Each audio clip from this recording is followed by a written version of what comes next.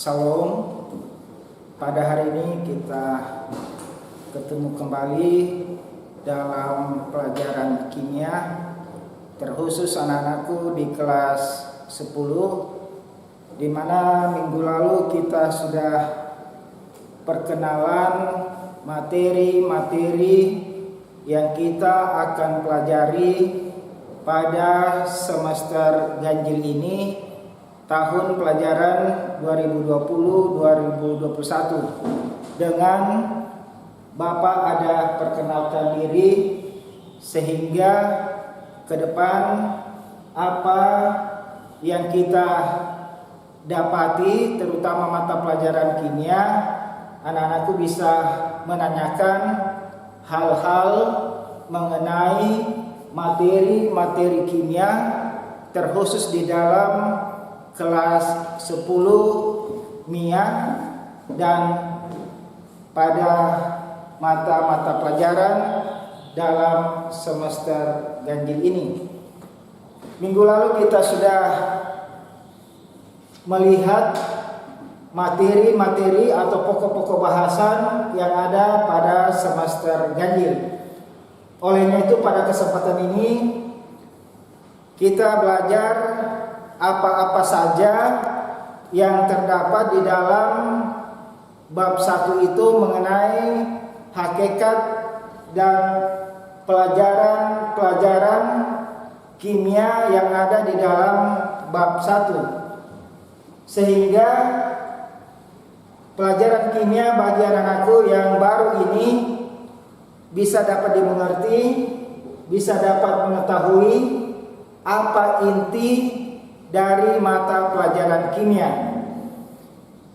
Pertama, kita lanjut cabang ilmu kimia, yaitu ilmu kimia yang memiliki suatu cabang meliputi mata-mata pelajaran yang akan kita pelajari mengenai kimia organik, kimia anorganik, kimia analitik, kimia fisika, biokimia, kimia inti atau radiokimia, dan termokimia. Ini yang ada di dalam bagian-bagian, artinya bagian yang ada di dalam cabang ilmu kimia. Lalu dalam kehidupan sehari-hari, peranan ilmu kimia itu sangat penting juga, terutama di bidang kesehatan, bidang pertanian, bidang industri, bidang biologi, bidang arkeologi, bidang hukum, bidang lingkungan, bidang geologi, dan bidang energi.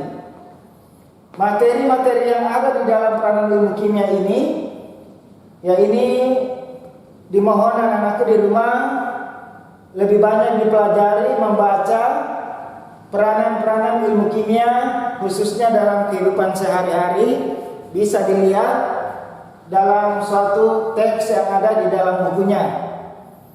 Lalu bahan kimia dalam kehidupan sehari-hari. Bahan kimia itu meliputi umumnya bahan kimia rumah tangga. Ya, biasa kita lihat yang ada di dalam bahan kimia itu dalam rumah tangga meliputi bahan pembersih sabun, deterjen. Ini sabun dengan deterjen beda ya. Pasta gigi, sampo. Ini yang ada di dalam bahan-bahan pembersih. Lalu bahan pemutih. Lalu bahan pewangi, pestisida. Ini zat kimia yang umumnya beracun. Dan pupuk. Pupuk ini kebanyakan dipakai dalam bidang pertanian. Dan zat aditif. Zat aditif di sini adalah zat yang ditambahkan ke dalam suatu bahan atau produk. Zat aditif. adalah zat yang ditambahkan ke dalam suatu bahan atau produk. Yang dimaksud di sini zat aditif meliputi bahan pewarna, bahan pemanis, bahan penyedap, bahan pengawet. Ini semua dari A, B, C, dan D ini masuk dalam kelompok zat aditif. Ya, kita sudah ketahui semua bahan pewarna, pemanis, penyedap, pengawet ini semua termasuk zat-zat aditif yang ada umumnya pada kimia bahan makanan. Ini umumnya terdapat zat-zat aditif. Ya. Lalu zat adiktif. Ini bedakan zat aditif dengan zat adiktif, ini beda. Jangan dibilang ini zat adiktif sama dengan zat aditif. Ini beda. Ya. Kalau zat adiktif adalah suatu istilah untuk zat-zat yang pemakaiannya dapat menimbulkan ketergantungan.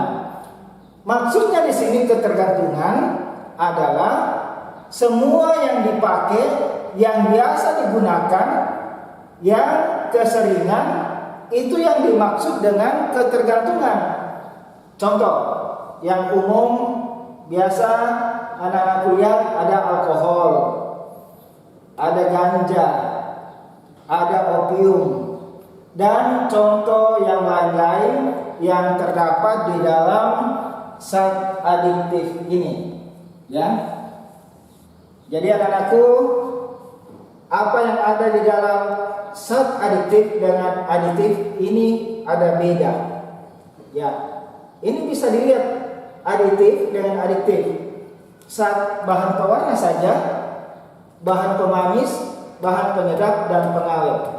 Dengan contoh yang ada di dalam zat adiktif, alkohol, ganja, opium, ya biasa juga yang umum itu dikatakan juga yang biasa didengar, ya kasarnya bisa narkoba, bisa contoh masuk sini, ya ini juga berbahaya. Ya lama kelamaan terdapat ketergantungan di dalam pemakaian. Olehnya itu pada kesempatan ini apa yang ada di dalam cabang ilmu kimia, peranan ilmu kimia, bahan kimia dalam kehidupan, zat aditif dan aditif, anak-anak semua dapat membaca dengan baik, mempelajari dengan baik apa-apa yang terdapat di dalam cabang ilmu kimia, peranan ilmu kimia, kimia dalam kehidupan, dan zat aditif dan zat adiktif. Itu bisa anak-anakku bisa lebih banyak mempelajari di rumah apa-apa yang diberikan, terutama mengenai mata-mata pelajaran kimia yang terdapat di dalam materi-materi di semester ini. Olehnya itu pada kesempatan ini Bapak berikan ini, tolong banyak dipelajari di rumah supaya anak-anakku lebih banyak mengerti lagi. Saya pikir cukup sampai di sini. Terima kasih.